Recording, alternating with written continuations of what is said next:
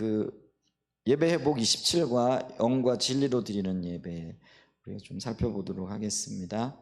하나님 말씀 한 구절 보시죠. 요한복음 4장 23절로 24절 말씀입니다. 요한복음 4장 23절로 24절 말씀 우리 좀 한 목소리로 읽겠습니다. 시작. 아버지께 참되게 예배하는 자들은 영과 진리로 예배할 때가 오나니 곧 이때라. 아버지께서는 자기에게 이렇게 예배하는 자들을 찾으시느니라. 하나님은 영이시니 예배하는 자가 영과 진리로 예배할지니라. 아멘.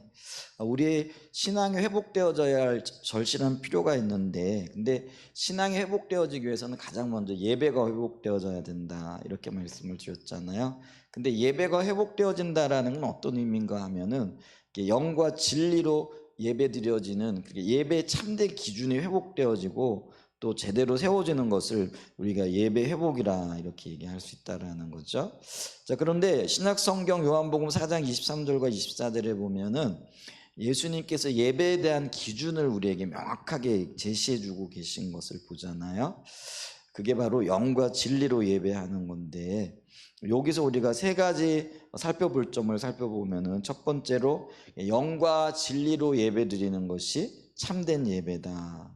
두 번째로 하나님은 이렇게 예배하는 자들을 찾고 계시다라는 거죠. 세 번째로는 그렇기 때문에 우리는 반드시 영과 진리로 예배해야 한다. 이 부분을 우리가 지난 주간에 좀 나누었죠. 자, 그러면서 요 한 부분을 좀 자세히 살펴보기를 원하는데요. 가장 먼저는 뭐냐면 영과 진리로 드리는 예배가 참된 예배다라는 거죠. 이 얘기는 예배에 대한 기준이 각자가 더 다를 수 있다라는 거죠. 오늘 이 말씀이 그 사마리아 여인에게 주어졌던, 수가상 우물가에서 사마리아 여인에게 주어졌던 예수님의 말씀이잖아요.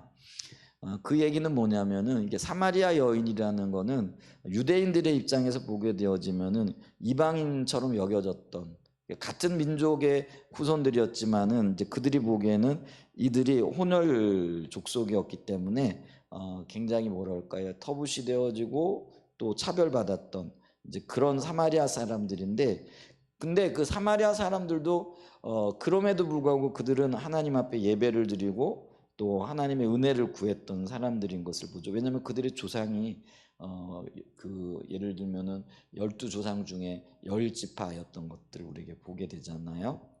자, 그런데 그 사마리아 사람들과 유대인들 다 같은 하나님을 섬기고 어떤 면에서는 아브라함의 후손들이라고 할 수 있는 그들이죠. 물론 이 사마리아 사람들은 아수르에 의해 가지고 그 혼혈족으로 전락하게 되어지긴 했지만은 어쨌거나 그들도 우리도 아브라함의 후손이라 이렇게 생각을 하고 있었고, 우리도 하나님을 섬긴다라고 생각을 하고 있었다라는 거죠. 물론 그 전통 혹은 정통 유대인들은 그걸 인정하지 않았지만, 근데 어쨌거나 근데 그들이 그 예배에 대한 어떤 견해들을 가지고 있었는데 그 예배의 견해가 서로 달랐다라는 거죠. 유대인들은 예루살렘 성전에서 드리는 예배만이 참된 예배라 이렇게 얘기를 했고, 또 사마리아 사람들은 아니다, 우리는 따로 예배 드리는 장소가 있는데 그곳에 예배 드리는 것이 합당하다, 이렇게 예배에 대한 서로 다른 기준과 또 다른 어떤 개념들을 가지고 있었다라는 거죠. 자, 그랬을 때 예수님께서 그 여인에게 뭐라고 말씀하시느냐면요, 유대인들이 추구하는 예배도 아니고 사마리아 사람들이 추구하는 예배도 아니고, 혹은 예루살렘 성전에서 드리는 예배도 아니고, 혹은 사마리아 사람들이 따로 장소를 정해서 드리는 예배도 아니고. 그럼 오늘날 이제 이걸 우리가 좀 적용을 해보게 되어지면은 큰 교회는 큰 교회대로의 어떤 예배 형식이 있을 수 있잖아요.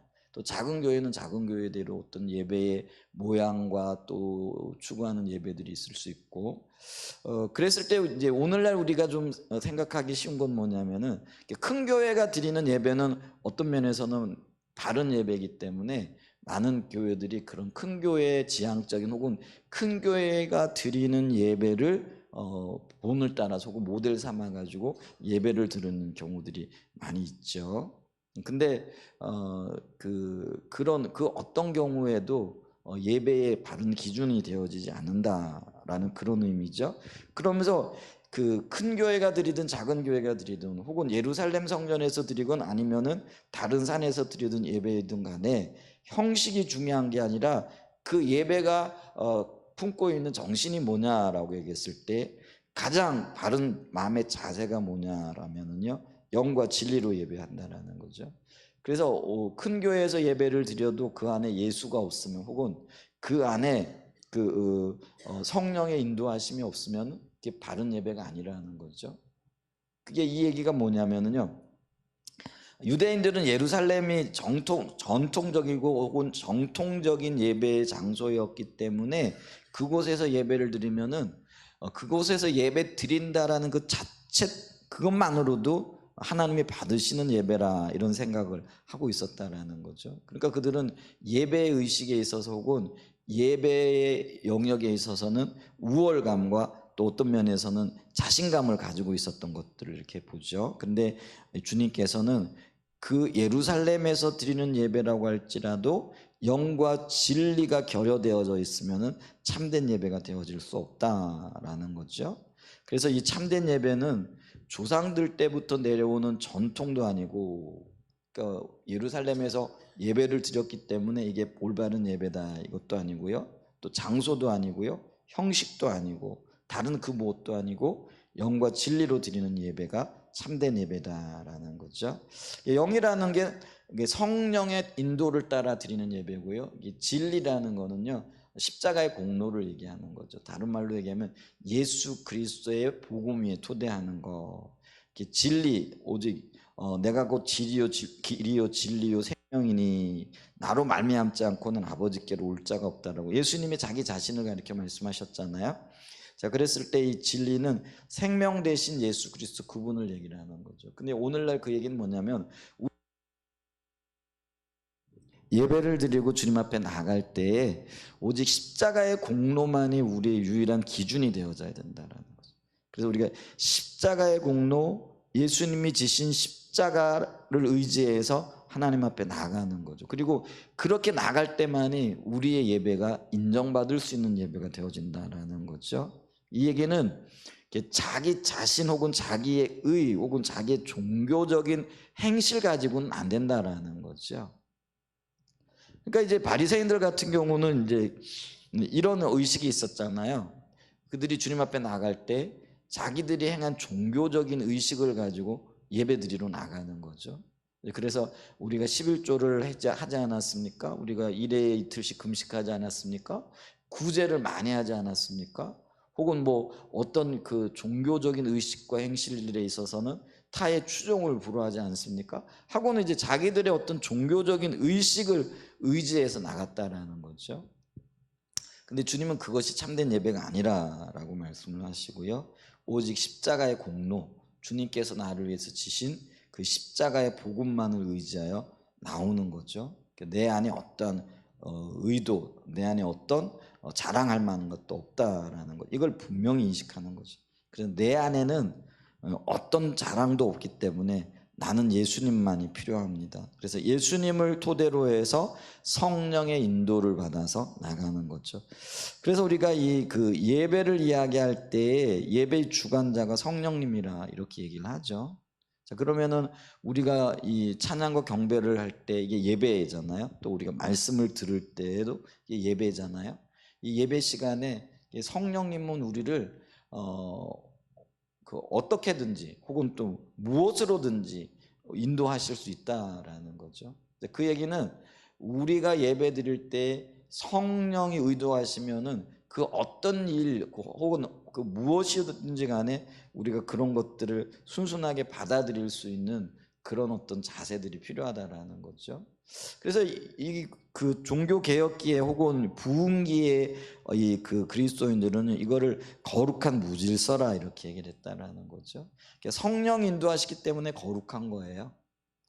근데 성령 인도하시니까 무슨 일이든지 일어날 수 있다라는 거죠. 뭐 예를 들면은 성령이 강력하게 임하시니까 말씀을 듣다가도 치유가 일어나기도 하고, 또 방언으로 말하는 역사가 일어나기도 하고, 또 말씀을 듣다가 사람들이 그 말씀의 깊이에 이렇게 자기 자신이 비춰져서 반응하기도 하는 거죠. 예를 들면 조나단 에드워저 같은 분은요, 그 죄에 대해서 설교를 하잖아요. 지옥에 대해서 설교를 하잖아요.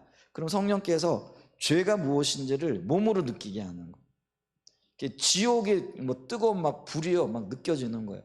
그러니까 성도들이 설교 말씀을 듣다가요, 성령 인도하심을 이렇게 받으면서 아 뜨거워 아 뜨거워 놀라가지고요, 어떤 분은 죄가 이렇게 막 느껴지고 그러니까요, 뭐 의자 밑으로 막 기어 들어가가지고요, 도저히 견딜 수 없는 그런 일들이 이렇게 일어나는 거죠. 이제 그런 어떤 성령이 강력하게 나타나니까요, 어둠의 일들이 나타나는 거죠. 예를 들면은요, 예수님께서 회당에 들어가가지고 말씀을 증거하실 그때에 귀신 들린 사람들이 반응하게 되는 거죠. 근데 뭐 그분이 귀신 들린 게 아니었던, 그러니까 전에는 귀신 들렸던 게 아니었던 게 아니죠. 그 전에도 여전히 귀신 들린 상태에 있었는데 성령의 인도와 바른 진리가 선포되어지고 하나님의 말씀이 선포되어지니까 귀신이 드러나게 되어지는 은혜가 회당에서 일어나죠. 왜냐하면 원래 이 회당에는요, 명백하게 귀신 들린 사람은 그 회당에 못 들어가게끔 되어져 있어요. 오늘날로 말하면은 예수님 당시에 예배를 드리는 장소 또 말씀을 가르치는 장소가 회당이었는데 그게 교회였어요. 근데 그 교회에는 명백하게 예를 들면은 귀신이 들렸다라는 것이 밝혀지고 보여지는 사람들 있잖아요. 이제 그런 사람들은 회당에 들어가지를 못했던 거죠. 그럼 그 사람이 회당에 들어갔다는 거는 그 사람이 귀신 들렸다라는 걸 누구도 모르는 거죠. 근데 성령의 인도를 따라 예수님이 말씀을 증거하시기 시작하니까요, 성령이 강력하게 일하니까 귀신이 드러나는 거죠. 그런 일들이 일어나는 거죠. 그러니까 오늘날에도 그래요. 이제 이런 일들이 사실은 제대로, 그러니까 예배가 제대로 드려지게 되어지면은 이런 일들이 일어나는데, 이게 성령의 인도하심인데 사람이 볼 때는요, 이게 중구난방인 거죠. 예를 들면 저쪽에서는 막 뭐 귀신 들린 사람이 나타나고 이쪽에서는 막 죄가 보여져 가지고 막 의자 밑으로 막 들어가고, 이게 예를 들면은 동시다발적으로 막 일어난다고 생각을 해보세요.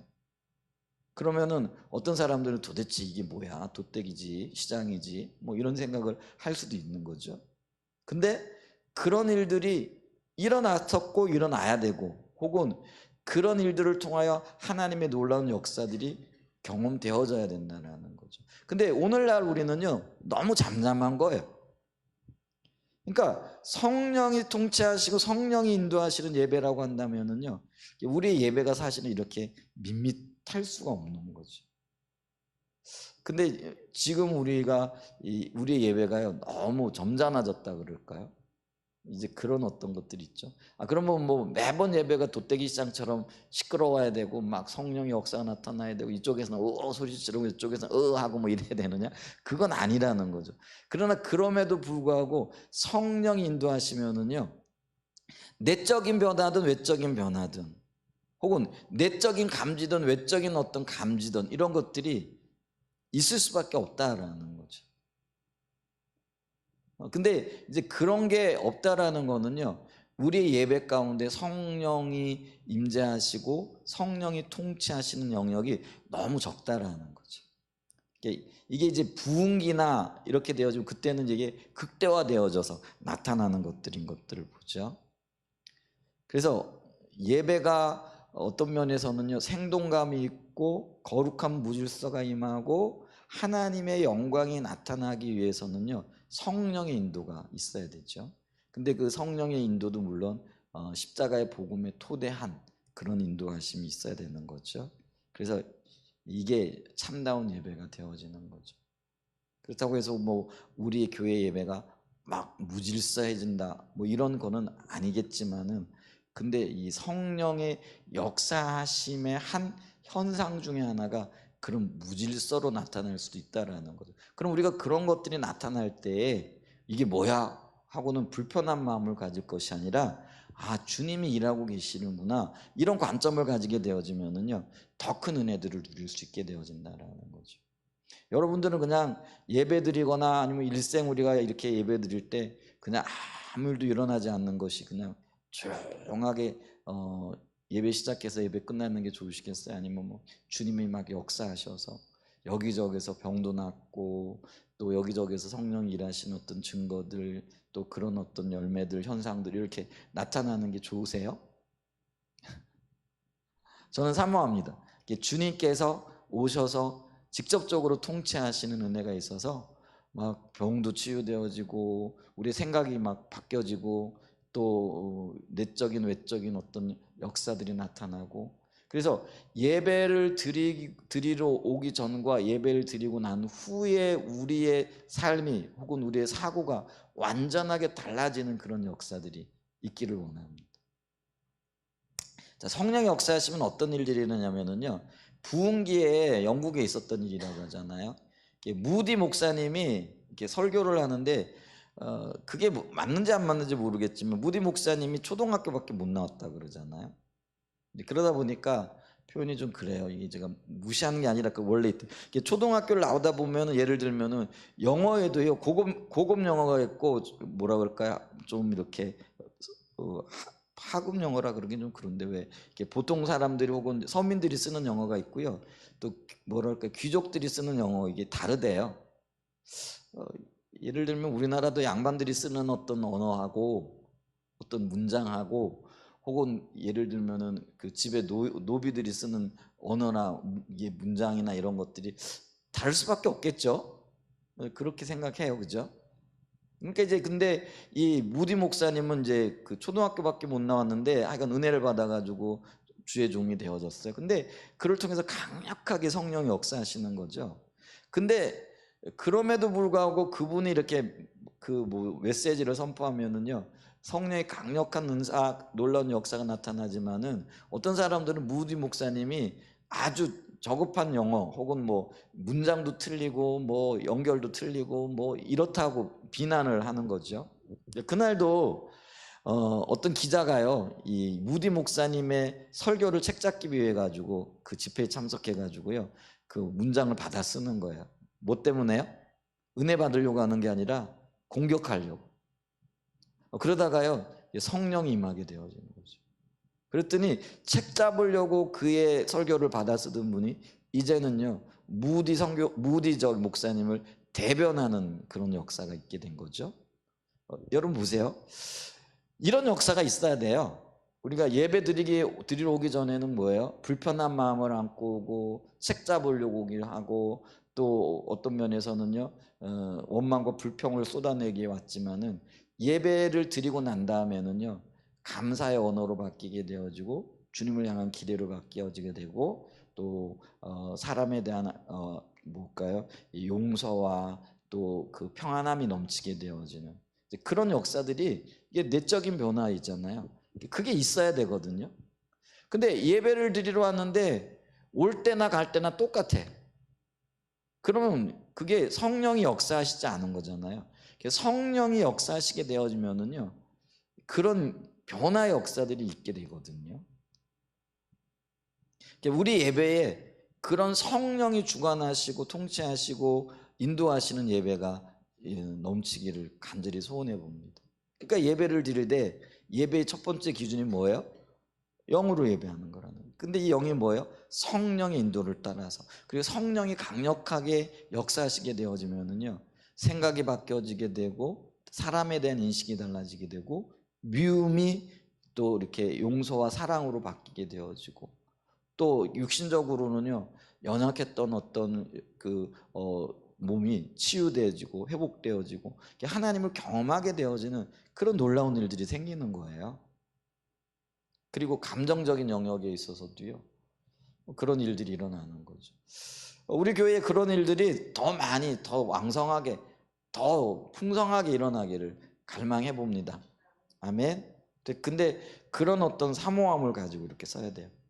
그게 그 예배는 하나님과의 만남이잖아요. 그죠?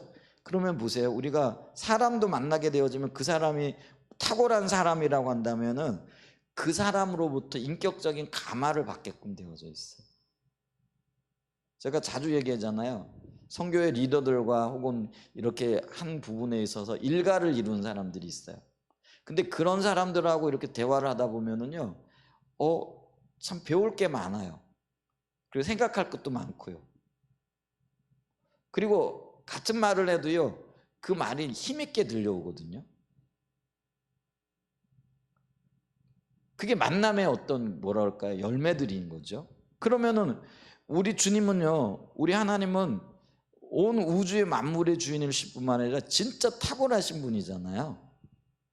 여러분 그거 인정하세요? 하나님은 진짜 탁월하신 분이잖아요. 위대하신 분이잖아요. 그럼 우리의 예배가 하나님과의 만남인데, 그 위대하신 하나님, 탁월하신 주님을 만나면은 그 만남의 후광, 영향력이 있을까요, 없을까요? 당연히 있어야 되거든요. 그게 예를 들면 성령 비추셔서 말씀을 깨닫게 되어진다든지, 또 주님의 일하심이 비춰진다든지, 또 비전이 선명해진다든지, 뭐 이런 어떤 것들로 나타나는 거예요. 그러니까 그게 어떤 형태로 나타나든지 간에 다양하게 나타나겠지만은, 그런 어떤 변화들이, 그러니까 예배를 드리고 오기 전과 예배를 드리고 나갈 때는 이게 분명히 달라져야 된다라는 거예요. 그게 주님을 만난 사람의, 여러분 보세요. 내가 누구를 만나냐에 따라 가지고요 달라지잖아요. 예를 들면은 이렇게 제가 이제 엘리베이터 이렇게 타고 가다 보면은요, 왜 어떤 여자분들을 만나면은 왜 이렇게 향수를 아주 진하게 이렇게 뿌리 분들이 있잖아요. 그러면 그분하고 제가 잠깐 엘리베이터 있었거든요. 근데 나오잖아요. 그러면 표현이 좀 그런데 내 몸에서도 이렇게 잠깐 동안 향기가 나는 것 같아요. 나는지 안 나는지 모르는데 나겠죠. 향기에 어떤 게 묻어나잖아요. 그잖아요. 그러면 예수의 향기가 내가 예배 가운데 주님을 만났으면은 잠시 동안이라도 묻어나야 되겠죠. 달라야 되겠잖아요. 그죠? 그게 영과 진리로 예배 드린다라는, 성령의 인도와 십자가의 복음에 서서 내 의지, 내 의가 아니라 하나님이 나의 모든 것 되는 그 자리로 나가게 될, 이제 그런 어떤 자세와 태도를 가지고 주님 앞에 서는 것과 연관이 되어진다라는 거죠. 그게 참된 예배라는 거. 아멘. 그런데 이런 참된 예배를 드리는 자를 두 번째로 뭐라고요? 하나님은 찾고 계시다라는 거죠. 하나님은 우리에게 참된 예배를 열망하시는 분이라는 거죠. 그래서 우리가 예배의 어떤 그 목적 중에 하나, 그리고 이 예배를 얼마나 받기를 원하시는가 했을 때에 창조의 목적을 봐서도 안다라는 거죠. 하나님이 우리를 왜 창조하셨어요? 영광받기 위하여 창조하셨다. 영광받기 원한다라는 건 다른 말로 하면 예배받기 위함이라는 거죠. 그래서 이스라엘을 내게 오게 하라. 이는 내가 영광받기 위하여, 그를 찬송하기 위하여 지었다, 이렇게 말씀하고 계시잖아요. 여러 곳에서 그런 말씀을 하고 계시잖아요. 그래서 우리를 창조하신 목적, 영광받기 위함이라는 거죠. 그 다음에 또 하나는 뭐예요? 우리가 죄 가운데 헤매고 있을 그때에 우리를 죄 가운데 구원하신 이유도 결국은 뭐예요? 예배받기 위함이라는 거죠.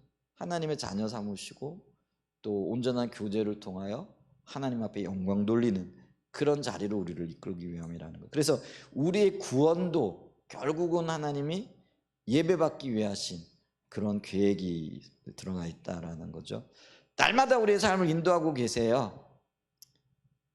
여러분, 우리를 인도하고 계시고 또 보호하고 계시고 때를 따라 필요를 채우시고 공급하시는 그 모든 이유도 뭘까요?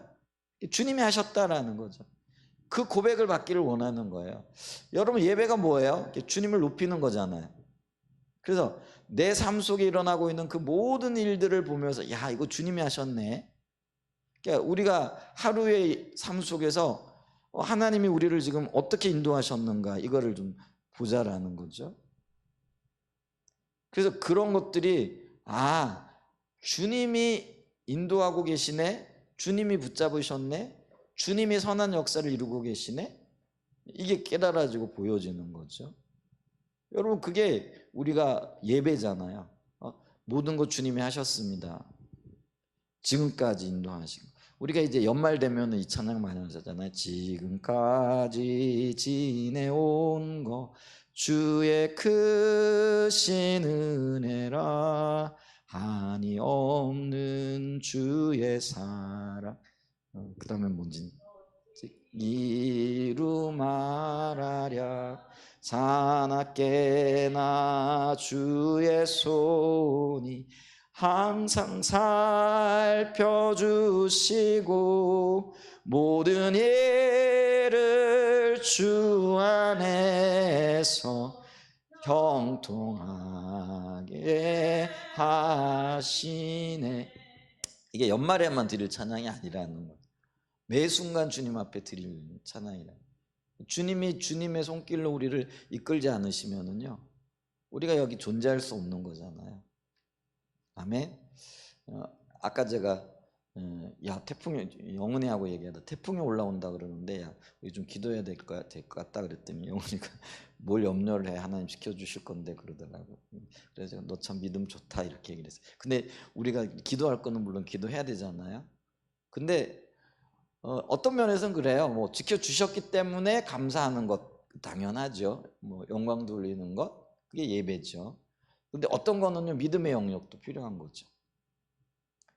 이미 주님께서 지켜주신 것을 믿고 감사함으로, 그리고 주님 행하신 그 일이 가장 선한 거죠. 예를 들면은 우리가 태풍 가운데 주님이 지켜주실 것을 믿어요. 감사해요. 근데 어떤 피해를 입었다?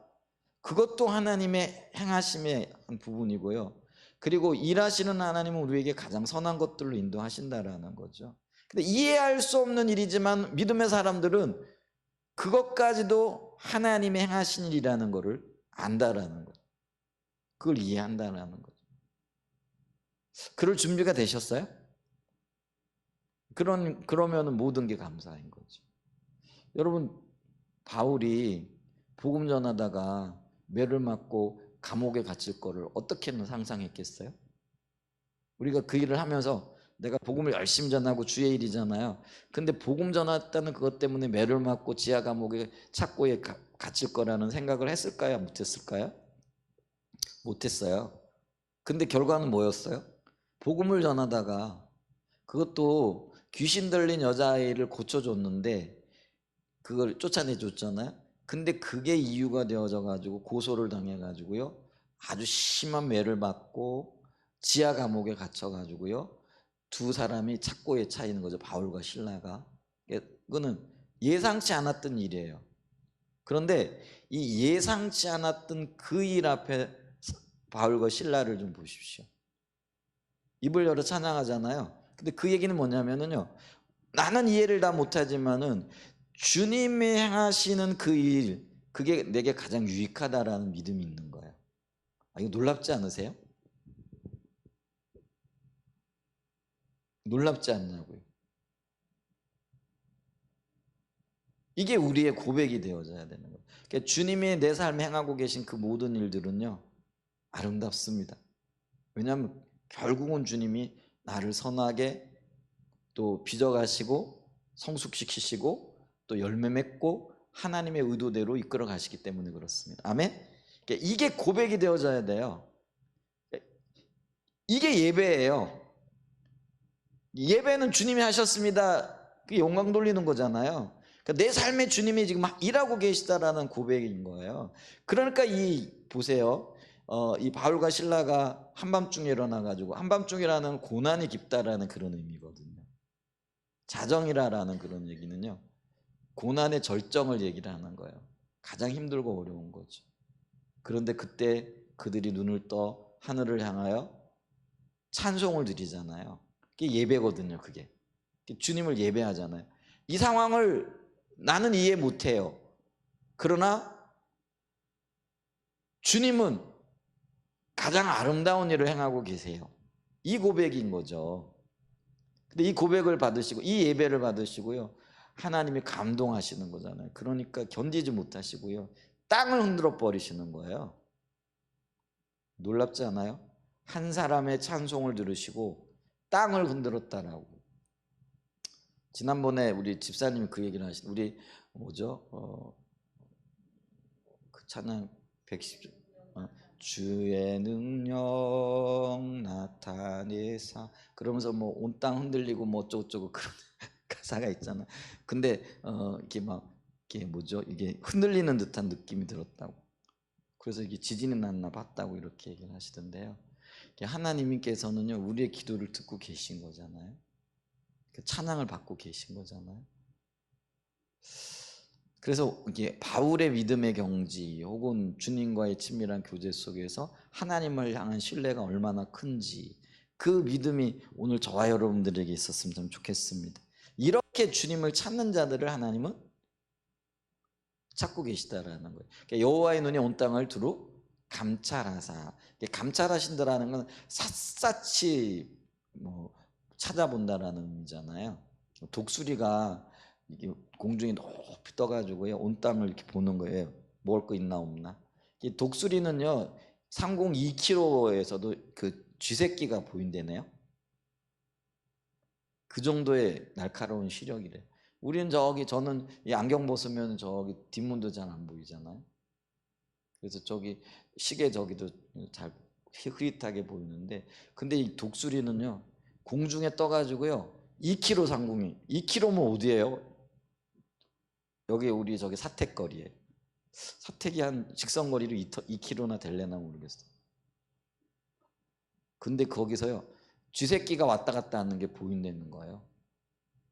놀랍잖아요. 근데 독수리보다도 더 예리한 눈으로 나를 보고 계신 거죠. 왜요? 지키시려고, 보호하시려고.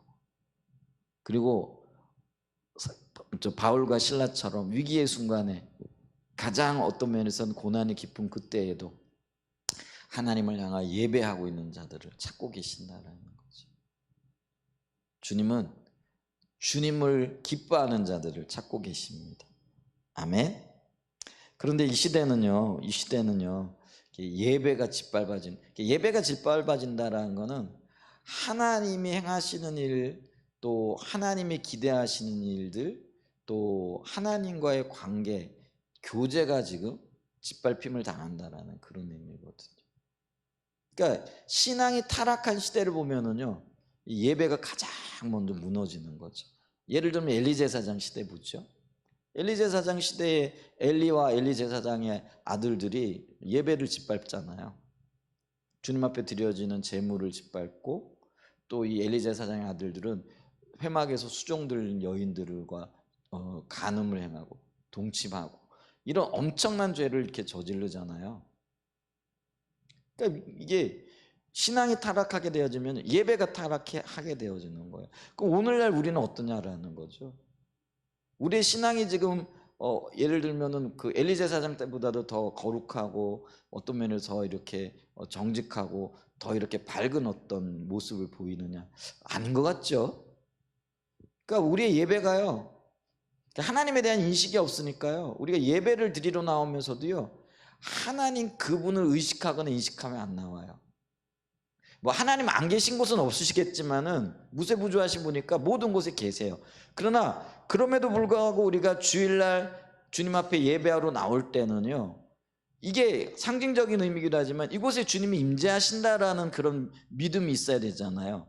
그럼 그 임재하신다라는 거는 주님의 눈앞에 내가 서 있다라는 거죠. 그러면 우리의 그 외부적인 어떤 자세뿐만 아니라 내면적인 우리의, 왜냐하면 하나님 우리의 마음을 통찰하시고 감찰하시는 분이잖아요.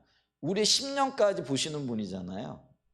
그럼 심령까지 보시니까 그럼 심령만 보시느냐? 아니에요. 우리의 삶의 모든 영역과 우리의 태도와 자세까지도 보고 계시잖아요. 그래서 우리의 태도와 자세뿐만 아니라 우리의 마음도 주님 앞에 정결하게 구별하여 드려야죠. 그래서 우리가 옛날에 초창기에 우리의 믿음의 그러니까 선배들이라 그럴까요? 그러니까 이제 그게 다 좋다 나쁘다 이걸 떠나가지고요. 그 마음가짐의 표현이 바깥으로 드러나잖아요. 그러니까요 예배 드릴 때요 그 비싸고 좋은 옷 입어라 그러지는 그런 게 아니고요. 내가 가지고 있는 중에 가장 좋은 옷을 입을 때 가장 뭐라 그럴까요? 정결하게 정갈하게 입고 나오는 거예요. 내가 가지고 있는 신발 중에 가장 좋은 신발, 그게 뭐 비싸고 형편마다 따라 다르니까요. 그런데 그런 신발을 신고 나올 때도요 가장 정갈하게 준비를 하는 거예요. 그냥 막 아무 이렇게 하고 막 표현적으로 그러지만 요새는 그게 굉장히 뭐라 할까요? 이게 보편화돼요. 젊은 사람들이 의식 중에는 그냥 교회 나올 때도 스레빠 씻고 나오지고 막 찍찍찍 끌고 나오잖아요. 근데 옛날에는요, 그랬다가는 아주 난리 났었어요. 교회 스레빠 신고 왔다고 아주 그냥 어른들이 난리를 쳤죠. 근데 그렇게 하는 이유가 뭐였느냐면요, 우리의 마음의 태도와 자세는 바깥으로 드러나는 것, 그것과 연결되어 있다라는 거예요. 그게 일리가 있는 이야기죠. 그래요, 안 그래요? 그러니까 여러분, 오늘날 우리가요, 주님을 사랑하는 마음이 있으면은요, 내 마음의 자세와 태도가 외형적으로도, 우리가 외형적인 어떤 것들을 중요하게 여기는 건 아니지만은 그런 것도 조심해야 돼요. 그래서 가능하면 주일 나올 때요, 내가 가지고 있는 옷 중에 제일 좋은 옷 입고 나오세요. 그리고 그걸 단정하게 입고 나오세요. 이거 필요해요. 왜냐하면 그게 마음의 자세가 바깥으로 드러나오는, 비싼 옷 입어라, 비싼 신발 신어라, 이거 얘기하는 거 아니에요. 우리의 마음의 자세를 정결하게 주님 앞에 구별하고 이런 것들도 필요하다고요. 지금 그걸 얘기를 하는 거예요. 왜냐하면요, 신앙이 타락하게 되어지면은요, 그게 마음으로부터 주님을 버렸다라는 거죠. 마음으로부터 주님을 버리면 그게 행동으로 나타나는 거예요. 엘리제 사장의 아들들이 어떻게 하는 거죠? 그들이 이미 하나님의 마음으로부터 버렸어요. 그랬더니 그들이 재물을 업신여기는 거예요.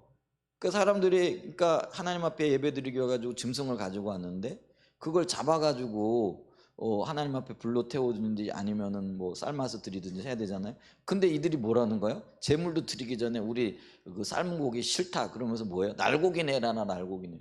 그러면은 이게 예배 드리는 사람 입장에서 이게 온전한 예배가 안 되는데, 그래서 아니, 예배를 온전히 드리고 난 다음에 제사장의 몫을 가져가라 그랬더니 우리는 삶은 고기 지겨워갖고 못 먹겠다. 그러니까 구워 먹게 날고기 내놔라. 그러면서요, 성경에 보면 힘으로 억제하여 그것을 뺏어갔더라 이렇게 얘기를 해요. 이게 행동으로 나타나는 거잖아요. 그러니까 마음에 있는 것들이 행동으로 나타나는 거예요. 그래서 이런 부분에 있어서도 우리가요, 이게 예배를 생각하면서 우리 자신의 모습을 좀 봐야 된다는 거죠. 아멘. 그래서 영과 진리로 예배드리는 자들은요, 몸과 마음이 구별되어져야 돼요. 근데 하나님께서 그걸 찾고 계신 거죠. 그리고 우리는 근데 또 이런 실수를 하기 쉬워요. 예배 기준이 영과 진리니까 이거는 영적인 거야. 영적인 것은 아까 얘기했지만은 삶은 반드시, 우리의 어떤 신앙은 삶으로 나타나게끔 돼 있다고요. 그래서 이 신앙과 삶이 구별되어지지 않아요. 이게 같이 가는 거라는 거죠. 그래서 여러분, 이런 영역에 있어서도 우리가 조금 신경을 써야 될 부분들도 있어요. 저도 맨날 제 아내한테 조심하는 게, 머리 좀 빗으라. 근데 제가 머리를 안 빗고 오는 게 아니에요. 항상 내려올 때는 이렇게 빗고 오고 이렇게 하고 오거든요. 근데 이제 뭐 막 움직이다 보니까 이렇게 제가, 그런데 하여간 좀 신경을 써야 돼요. 저도 제가 웬만하면은 좀 그만해라 이렇게 얘기하는데, 이 부분에 있어서는 제가 아내가 하자는 대로 해요. 보여지고 이렇게 흐트러진 부분이 있기 때문에 제 아내가 이렇게 좀 가끔 보시잖아요. 빗 가지고 와가지고 막 그러는 거. 근데 제가 그런 거 되게 싫어하는 사람이거든요. 옛날에는 그거 화냈어요. 뭐 자꾸 그러냐고, 좀 편안하게 좀 내버려 두라고. 근데 요즘은 제가요, 그거 그냥 그대로 수용해요. 왜냐면은 조금 더 단정한 모습으로 또 이렇게 가꿀 수 있으면은 좋잖아요. 우리가 예배 드리는. 그래서 제가 그걸 그대로 수용을 해요. 그냥 하면 하자는 대로 내버려 두거든요. 그리고 해달라고 하기도 하거든요. 그게 필요해요. 그러니까 우리의 마음의 자세가 우리의 그 삶의 어떤 행동으로 드러나게끔 돼 있다라는 거죠. 그래서 이 부분에 있어서 우리가 좀 봐야 됩니다. 왜냐하면 주님은 그런 자들을 찾고 계신데요. 그러니까 영과 진리로 예배드릴 뿐만 아니라 그 영과 진리가 토대되어진 사람은 삶의 영역에 있어도 그게 보여져야 되는 거예요. 그래서 여러분, 우리 예배는 예를 들면 예전에 그건 굉장히 강조했는데 15분 전에 와서 예배해라. 그렇잖아요. 준비 안 됐는데 어떻게 예배 드릴 수 있겠어요? 단정하게 나와라. 그리고 옛날에는 심지어 우리 저기 선배들은 그런 얘기를 했어요. 헌금하는 것도요, 절대로 그냥 헌돈 표현이 좀 그런데, 돈도 뭐 가치가 있으니까 이렇게 막 낡아가지고 요 꾀죄죄하고 지저분한 거, 그런 거 말고 헌금 드릴 때는 은행에 가가지고 꼭 새 돈으로 바꿔와라. 그리고 그게 안 되면은 심지어는 뭐라고까지 얘기했어요?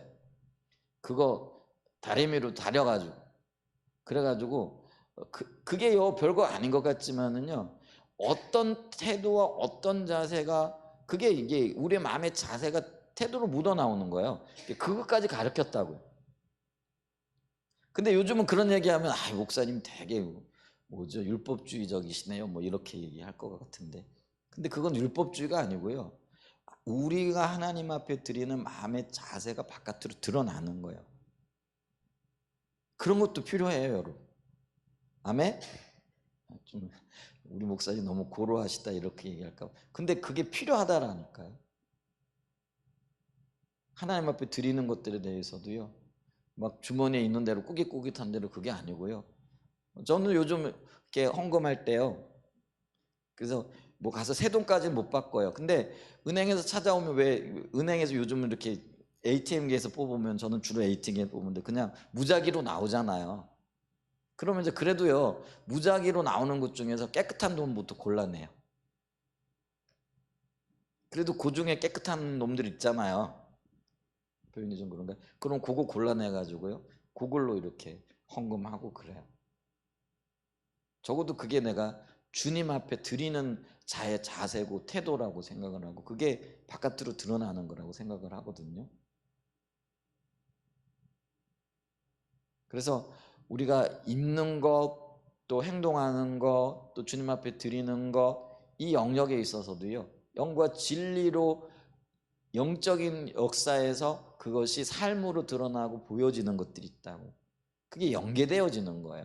그런 것들을 좀 살펴볼 수 있는 은혜가 있으시길 축복합니다. 아멘. 자, 그래서 두 번째, 이렇게 예배하는 자들을 주님 찾고 계시다. 세 번째, 근데 반드시 그렇게 영과 진리로 예배해야 된다라는 거죠. 여기 보게 되면은 84페이지, 이건 좀 읽어보는 게 좋을 것 같아요. 자, 영과 진리로 예배하는 것은 그렇게 해도 되고 그렇지 안 해도 되는 선택사항이 아닙니다.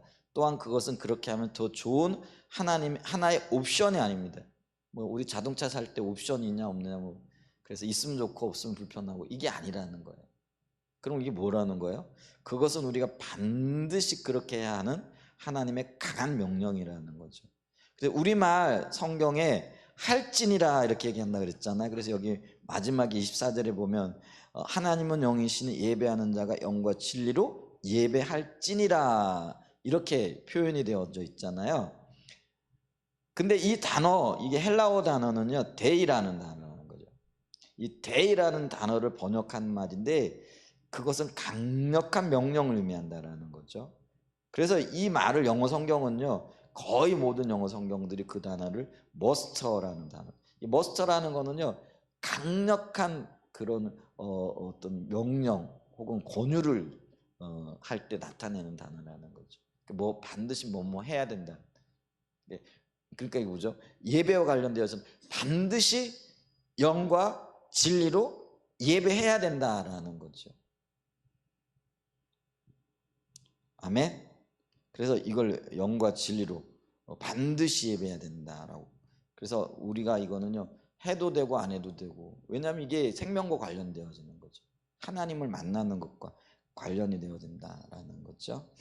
자, 그러면 영과 진리로 예배 드리는 것이 보다 더 분명해지기 위해서 영과 진리로 예배 드리는 것이 아닌 것 몇 가지 살펴보면요, 그거는 정성이 아니라는 거예요. 근데 우리는 종교적인 민족이기 때문에요, 영과 진리로 예배해야 된다, 최선으로 예배해야 된다 그러면은요, 우리는 그건 뭐냐면은요, 우리 조상들이 저희 어머니 때 이렇게 그 정한수 떠놓고 절하듯이. 근데 이 정한수 떠놓고 정하는 게요, 대단한 정성이 필요하거든요. 제가 있잖아요, 가끔 말씀드리는데, 어렸을 때 새벽에 이렇게 일찍 잠이 깨거나 그러면 우리 어머니가 장독대에서요, 물 떠놓고 정한수 이렇게 막 이렇게 비나이다 했어요. 왜냐면은 그때 저희 형님 둘이 부모 떠나가지고 서울에서 유학하고 있었거든요. 저는 막내니까 누나하고 있는 거예요. 그러니까 우리 형들이 뭐 그 갓 초등학교 아니죠, 갓 이제 중학교 들어갈 나이 그때니까 이제 중학교를 이제 서울로 보내기 위해 가지고요. 그러니까 뭐 우리 경상도 산골짜기니까 뭐 수백 리 떨어져 있는 거죠. 적어도 400km 이상은 떨어져 있는 거죠.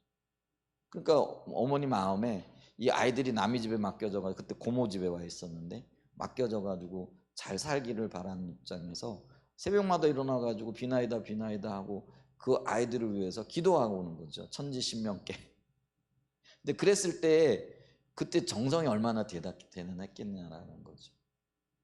그래서 우리는요, 어떤 영과 진리로 뭐 주님이 기뻐하시는 어떤 예배를 드려야 된다 그러면은요, 이 생각을 하는 거예요. 이 정성이 섞여 있어야 된다. 정성이 담겨져 있어야 된다라는 거죠. 근데 영과 진리로 예배 드리는 건 이 정성의 문제가 아니라는 거죠. 만약에 이 정성의 문제로 이렇게 성경을 본다 그러면요, 이사야 시대나 예수님 시대의 바리새인들, 유대인들이요, 그들은 참 정성스럽게 예배를 드렸거든요. 근데 그들이 드린 예배가 전혀 참다운 예배가 아니었고요, 그들 예배가 하나님으로부터 외면당한 예배죠. 이사야 시대에 보면, 이사야 1장에 보면은요, 그들이 그 수많은 예배를 정성스럽게 드렸지만은 하나님께서 그 너희들의 예배, 그 성전문을 걷어 잠글 자가 있으면 좋겠다. 그리고 성전 뜰만 밟는, 마당만 밟는 예배를 드리고 있다. 내가 너희들의 예배를 기뻐하지 않고 있다. 이렇게 얘기를 하고 있죠. 자, 그러니까 이 말은요, 예배를 위한 마음의 준비가 중요하지 않다는 말도 아니고 종교적인 정성 자체가 나쁜 것이라거나 잘못된 것이라는 말은 아니라는 거예요. 또한 그러한 것이 전혀 없이 대강 드리는 예배가 참된 예배라는 말도 아니에요. 그러나 그럼에도 불구하고 이것이, 그러니까 정성을 다하여 드리는 이 예배가 성경이 말하는 영과 진리로 예배 드리는 것은 아니라는 거죠. 만약에 근데 영과 진리로 드리는 예배를 우리가 정성으로 드리는 예배로 생각하게 되어지면은요, 영과 진리로 예배 드리는 것을 오히려 방해한다라는 거죠. 근데 말 그대로 영과 진리는 뭐라고요? 성령과의 교제 가운데 성령의 인도를 따라 드리는 거라는 거죠. 그리고 자기의 공로를 의지하는 게 아니라 오직 십자가의 공로만을 의지하여 주님 앞에 서는 걸 얘기한다라는 거예요. 그게 영과 진리로 예배를 드리는. 그러니까 어쩌면 이게요, 나의 정성과는 전혀 반대되는 이야기잖아요. 그러니까 자기의 어떤 종교적인 행위를 의지한다라는 건 자기 의죠. 바리새인들이 그랬거든요. 근데 자기의 종교적인 의의를 의지하여 그들이 하나님 앞에 예배를 드리면서 그들은 무수한 재물과 그걸 정성껏 드렸다라는 거예요. 그들이 할 수 있는, 그리고 어쩌면은 사람들이 볼 때요, 지나치다 싶을 정도의 어떤 거룩한 어떤 헌신들, 희생들, 근데 그런 거룩한 희생과 헌신을 하면서 그들은 뭐라고 생각했을까요? 자기들은 굉장히 정성스럽게 드린다고 생각했겠죠. 그러니까 그게 자기들의 의가 되어지는 거잖아요. 근데 여러분 보세요. 이 바리새인들이 누가복음 18장에 보면은 이 그런 마음의 자세와 태도를 가지고 나가서 예배를 드렸는데 하나님 인정하세요, 안 하세요? 전혀 안 하신다라는. 여러분, 그게 없어야 된다라는 게 아니에요. 당연히 우리가 예배를 드릴 때 정성이 필요하죠. 근데 내 정성을 의지하여 나가게 되어지면 그게 영과 진리로 예배 드리는 게 아니라는 거예요. 성령의 인도를 따르는 게 아니라는 거예요. 그래서 우리가 주님 앞에 서면서도요, 나는 무익한 존재이오니, 이 고백이 필요한 거예요. 내 의가 내가 구원받거나 아니면 하나님의 은혜를 경험하거나 하나님의 인도를 받는 데 있어서 어떠한 주님이 은혜를 베푸실 만한 기초 자료가 안 된다는 거예요. 주님이 내게 은혜를 베푸시는 유일한 근거는 뭐예요? 오직 예수님의 십자가거든요. 그리고 난 그걸 의지하는 거예요. 그러면 내가 왜 정성을 하느냐? 그것이 감사하고 또 그런 주님 앞에 내 삶으로 나는 주님의 것입니다라는 고백하기 위한 그런 어떤 고백의 일종일 뿐인 거지, 그것이 나의 의가 되어지거나 그것이 나의 어떤 그 하나님의 은혜를 받는 근거가 되어지는 않는다라는 거예요. 근데 바리새인들은요, 자기가 행한 종교적인 행위를 가지고 하나님, 나 이만하면 됐죠. 쓸만하죠. 나 이렇게 헌신했으면은 다른 사람보다 낫죠. 이렇게 생각을 하거든요. 근데 오늘날 우리 안에 그런 의식들이 있어요, 없어요? 다른 사람보다도 조금만 헌금만 더 해도요. 내가 이만큼 헌금하는데 주님 나 많이 헌신했죠, 희생했죠. 생각을 해요, 안 해요? 여러분들은 안 하시는구나. 근데 많은 경우 그렇다라는 거예요. 그러니까요, 주보에다가요, 헌금한 사람들의 순서를 쭉 써놓고요. 제가 예전에 우리 교회 어느 분이 그러더라고요. 지금은 우리 교회는 아니지만 그분이 그 얘기를 실제로 하더라고요. 주보예요. 딱 나오면 그거부터 확인한대요. 자기 이름이 어디쯤 있는가. 왜냐하면 그 교회는요, 헌금을 한 사람의 어떤 표현이 좀 그래요. 근데 그게 왜 그러는지 아세요? 사람의 종교심을 자극하기 위한, 아주 나쁜 거죠. 근데 그게 마력이 있는 거죠. 자기 이름이요, 이렇게 가장 위에 올라가는 거, 그게 어떤 면에서는 자기 의잖아요. 그게 사람들에게 보여지는.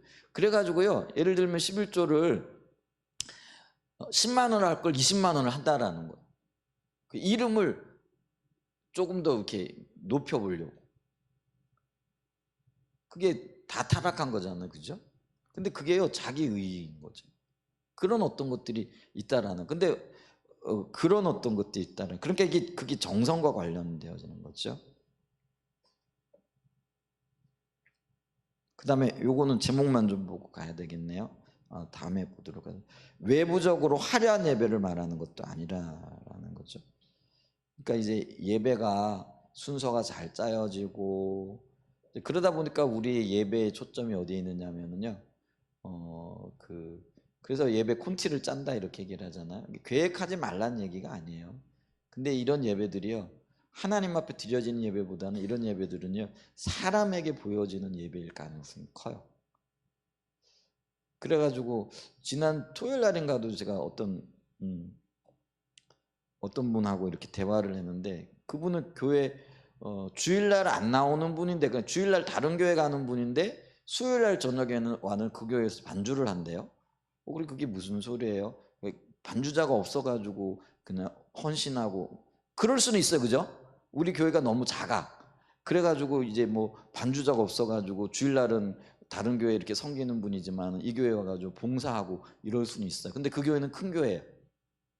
그럼 반주할 사람이 없느냐? 그것도 안 해요. 그럼 이 사람은 전문 반주자예요. 음악을 전공한 사람이에요. 그러면 왜 올까요?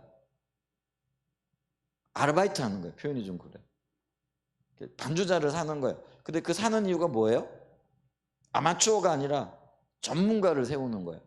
그래서 그 전문가를 세우는 이유가 뭐예요? 표현이 좀 그래요. 그 세우는 이유가 뭐예요? 사람의 마음을 감동시키고, 그러니까 뭐예요? 그 의도는 그거예요. 좋은 반주, 좋은 연주를 통해 가지고 하나님 앞에 영광 돌린다. 근데 여러분 보세요. 사람 사가지고 예배하고 그러는 게, 그러면 그분이 와가지고 돈 받으면, 표현이 좀 그래요. 그 아르바이트 하면서 반주하고 수요일날 하고 주일날은 다른 교회에 가서 예배 드리는 그분이 목적이 뭐예요? 주님 앞에 예배 드리려고 앉아 있는 거예요? 그리고 예배 드리기 위하여 자원하고 봉사하는 걸로 이렇게 하는 거예요? 그럴 수도 있겠죠. 근데 저는 그게 마음이 참 아프더라고요. 여러분, 저는요, 기본적으로 교회 봉사는 그 교회에 속해 있는 분이 여러분 봉사를 하기 때문에 우리가 뭐 사례를 받는다든지 어떤 그렇게 일이 있을 수는 있어요. 근데 근본적으로는 뭐예요? 저는 그 교회에 속한 분이 그 교회의 어떤 일들을 하나님 앞에 봉사하고 그렇게 자원하고 하는 게 맞다라고 생각을 해요. 그게 맞아요, 그죠? 우리가 만약에 예를 들면 반주자가 없다, 그러면 없는 대로 가는 거예요. 근데 굳이 그거를 뭐에 돈 주고 사와가지고 뭐 그럴 능력도 안 되지만 그럴 필요는 없다라고 저는 생각을 해요. 왜냐하면 하나님 우리 형편과 사정을 아시고, 만약에 우리 교회를 통해서 주님께서 정말 좋은 반주 혹은 좋은 음악적인 어떤 그거를 하기를 원하시면 사람 보내시겠죠. 그래요, 안 그래요? 사람 보내시겠죠. 근데 보내시지 않는 이유는 뭐예요? 그걸로 족하다라는 거예요. 그럼 우리가 가지고 있는 자원으로 주님을 신뢰하고 경외하며 나가며 예배 드리면 되잖아요. 그런데 우리의 욕심은 뭐예요? 사람들 이렇게 좀 뭐예요? 만족시키고 또 사람들 이제 그런 그게 저는 이제 다른 교회는 뭐 목회하고 난 다음에는 가본 적이 없으니까 그래서 예배 드리고 저기 포도나무 교회밖에는 거의 없어요. 뭐 어디 가서 예배 드려보는 게 우리 교회가 유일해요. 그러니까 뭐 다른 교회 가보고 잘 몰라요. 근데 대화를 하다가 제가 좀 이상하다 이런 생각은 했어요. 뭐 그 교회 형편과 처지는 잘 모르지만 근데 그 교회가 꽤 큰 교회더라고요. 수백 명 모이는 교회인데 근데 수요일 날 그 반주자를 이렇게 사서 표현 좀 그래요. 그렇게 예배 드린다 그러더라고요. 그래서 그런 경우도 있구나. 그러니까 이게 어떤 면에 현실감이 이렇게 없는 거죠. 근데 그런 일들인데, 근데 그런 일들이 왜 있을까? 그게 뭐 잘잘못보다는 제가 이제 그런 생각이 드는 거예요. 여러분들은 어떠세요? 이게 지금 화려한 예배를 추구하는 거예요. 그리고 그게 하나님이 그러니까 그 마음은 있는 거예요. 그래서 아마추어가 이렇게 반주하고 하는 것보다는 전문가가 반주하고 이러면은 하나님이 더 기뻐 받으실 거라는 뭐 그런 생각을 가지고 있는지 몰라도. 근데 저는 어떤 하나님 앞에 기본적으로 헌신하고 봉사하는 영역에 있어서요, 자원하고 그 마음의 자세와 태도가 우리 가진 게 실력은 좀 부족할지 모르지만은 그렇게 해야 된다고 생각을 해요. 그러니까 지금 어떤 우리가 그래서 여기 보면은요, 잠깐 여기까지는 읽어보고요. 자, 영과 진리로 드리는 예배를 종교적인 정성으로 이해하는 사람들은 하나님께 드리는 예배에 있어서 외부적인 모양을 갖추는 것에 많은 심혈을 기울입니다. 그들은 외부적으로 화려한 예배를 추구합니다. 그래서 의복만 하더라도 가장 좋은 예복을 갖추어 있고 예배에 나오는 것을 중요하게 여기며 그렇지 못한 것을 영과 진리로 드리지 못한 예배라고 생각합니다. 그뿐 아니라 그러한 사람들은 건물이나 외부적인 장식에 많은 중점을 둡니다.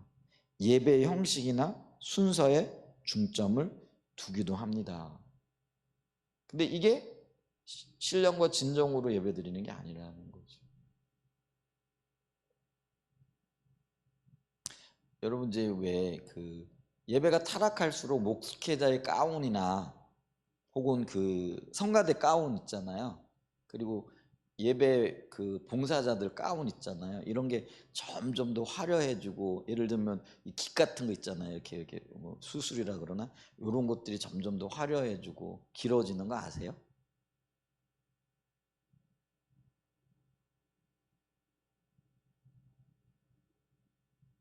우리 지금 요즘은 이제 그렇게 안 하는데 제가 좀 처음에는 좀 굉장히 어색했던 게 뭐예요?